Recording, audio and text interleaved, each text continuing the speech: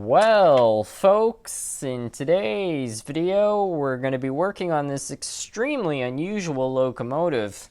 This is a vintage Rivarossi Krauss Moffy locomotive, and I wasn't even aware that Rivarossi made these locomotives until a few weeks ago when one of you out there actually ended up sending me this exact model right here. And in the comments of that video, a ton of you had quite a bit to say about these locomotives, and from what I understand now, these were somewhat experimental locomotives which were imported from Germany into the United States, and they were diesel hydraulic, which is something I really didn't expect. I would have thought an engine like this would have been diesel electric, but apparently not. Anyway, this particular model unfortunately doesn't run. I don't exactly know why, but it being a Rivarossi, I think it's going to be enjoyable to work on. These things can be a little bit sensitive, but at their core they've got quality parts in them. And yeah, usually with a little bit of cleaning and lubrication you can get these older Rivarossis kicking again. So yeah, we're going to have a crack at just that. So to begin, why don't we take this thing over to the track, we'll try to diagnose exactly what the problem is, and then we'll go from there. Let's get started. So the first thing we're going to do is we're just going to set this engine up on the track and try giving it some power to see if it will do anything. It's remarkable sometimes how much you can learn from just doing this. So I'm going to put 8 volts in the track right now, and what we see is, first of all, there's no headlight on. Now it's possible this engine doesn't have a headlight or it's burnt out, but that can also be a sign it's not getting any power. So that's the first sign. The second thing is we're not hearing any humming or anything, so we know that the motor, it's not trying to go, so that's another sign that something electrical wise, maybe a contact or a wire, could be causing some sort of an electrical issue with this locomotive. I see on my controller that the current draw is 0, so that's a third sign that this thing is not picking up power.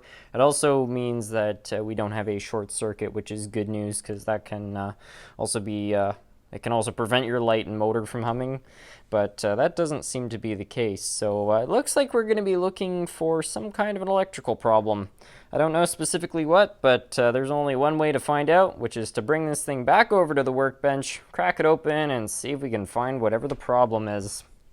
So we're now going to begin disassembling our locomotive right here, and you can see this is actually lifting off already, which is actually probably not such a great sign, since I briefly looked this locomotive over and discovered that Rivarossi hit a screw in the exhaust port.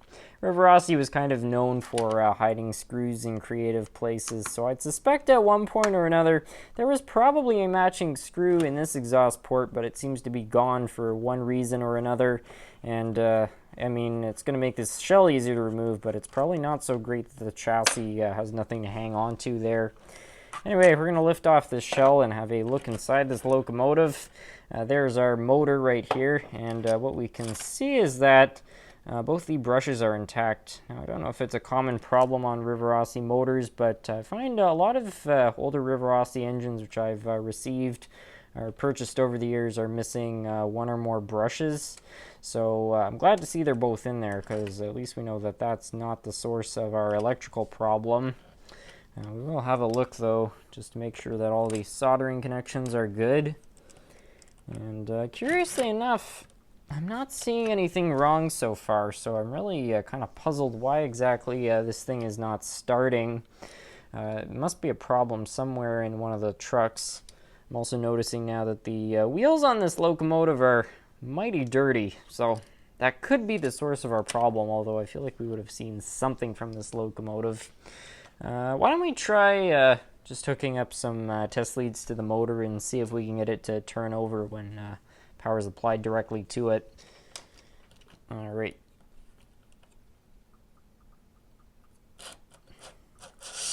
Well, the motor works, so that answers that question.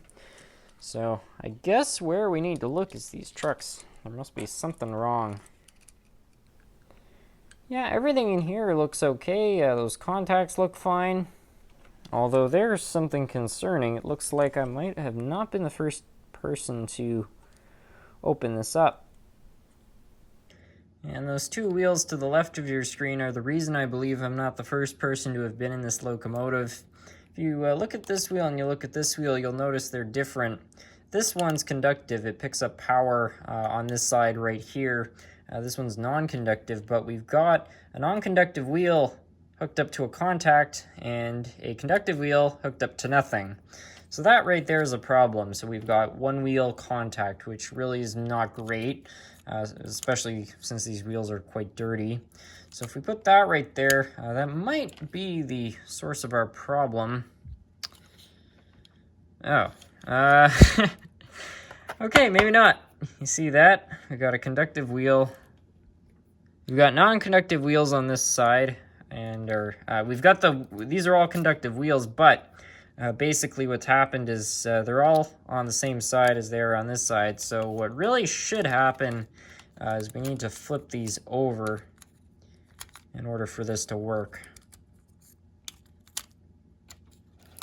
So now we've got all the non-conductive sides on this side, so this side will pick up either the positive or negative, just depends on what direction you got that controller set to. And same thing on the other, but the wheels, or not, these wheels will pick up whatever. So if it's negative power flowing in, it'll be a positive on here, and vice versa. So that might just be the source of our problem. We can test it right here and now, though. We'll use our controller here, and we'll just plunge some wires on, see if anything happens. So we'll put that on the conductive side. Well, there you go. So this wheel doesn't seem to be picking up power, but these things just might not be terribly reliable. All right, there we go. This thing just needs good cleaning, but that was the source of our problem, at least why I wasn't getting any power. But while we're in here, we may as well lubricate everything. We're going to lubricate inside here with some Label 102. I just put a little bit on each bearing. This will help reduce rolling resistance and preserve the lifespan of the bearings. And we'll put some conductive lubricant right here. And this will actually help the electricity flow through, as well as improve the electrical connectivity. So it does both things well, which is great. So that should be enough for the front truck. We're going to open up the rear truck too, though, just to make sure everything's in order in there. There are a lot more moving parts in there that require oil, so we need to make sure that everything in there is all good to go. Here's a trick somebody in the comments told me, and it seems pretty sensible. Before you tighten a screw, you run it in reverse once, and then you know you've got your threads lined up properly. Because what could happen is if you didn't line these threads up properly, you could end up kind of stripping the plastic. Usually you can kind of feel if the threads are not lined up properly, but that's just something that I thought was kind of interesting. You can see just how easy that goes in because it's all perfectly aligned. So yeah, that's all pretty good. I'll clean the wheels up too, but first we'll have a look inside here.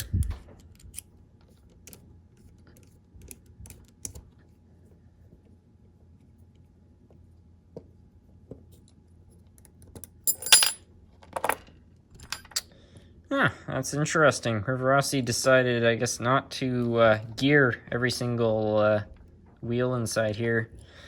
I guess four-wheel drive is okay. It would have been better if they geared them all. I'm surprised a lot of other models I've seen, they do have all the wheels geared. But we're just going to throw some oil here across all the bearings and all the gears.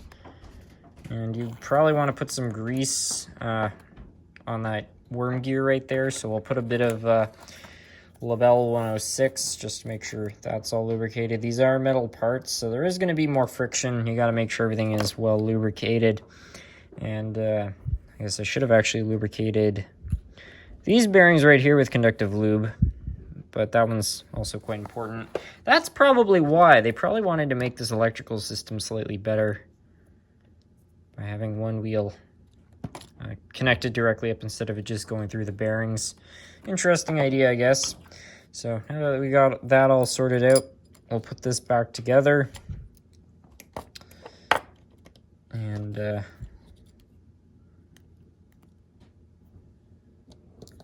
yeah, we should be in business.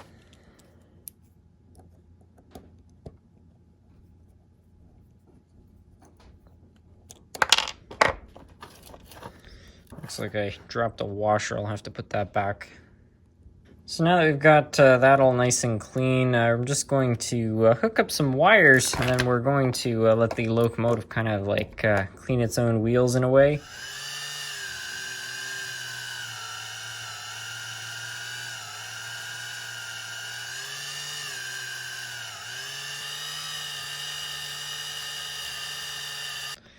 Got those conductive wheels looking pretty shiny, so that's all good. One last thing I want to do is give the motor just the slightest bit of lubricant, although you have to be so careful with this because it is really easy to over lubricate these things, and then you'll start burning oil on the commutator, which is really bad. The commutator on this locomotive looks to be good, so I think we'll be okay. I'm gonna clean the gaps out though, because that's what's really important with motor maintenance, is making sure you keep the little gaps on the motor clear of carbon deposits, because those can trash your commutator, burn out your motor basically, or at least just junk your motor. The coils might survive, but well, if the commutator is no good, motor is pretty much no good. So you have to make sure you maintain these. Plus, the engine's just going to run a lot more efficiently with these all cleaned out. So yeah, with that, I think we're pretty much finished on our repair, if you can even really call it that. It wasn't a whole lot of repair, kind of just some adjusting and cleaning and a little bit of oiling. So yeah, that's all great. Why don't we put the shell back on and screw back in, take this thing over, and try testing it out. The motor sounded pretty good when we had it running on the wires. With this right here, I almost forgot to put the weight back in. We wouldn't have too much pulling capacity without that.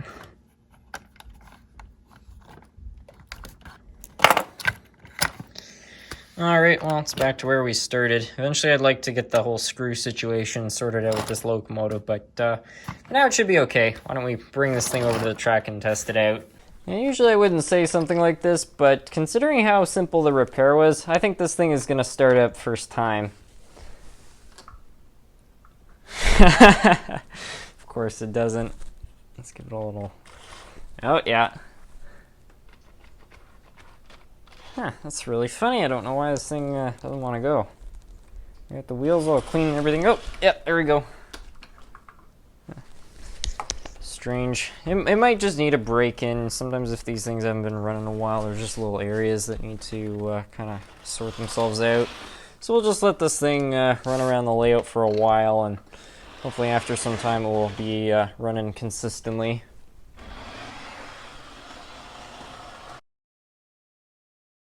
So I let this thing kind of break in. I just let it run around the layout for about 5 minutes at somewhat high speed, and I'm pretty impressed with how it's running right now.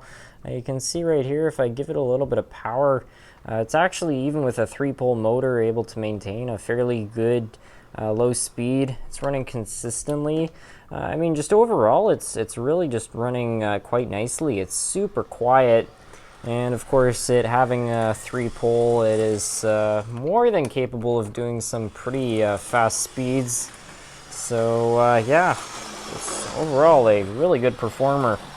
So why don't we hook some cars up to this thing and let it pull some freight around. Might have been the first time it's hauled anything in a while.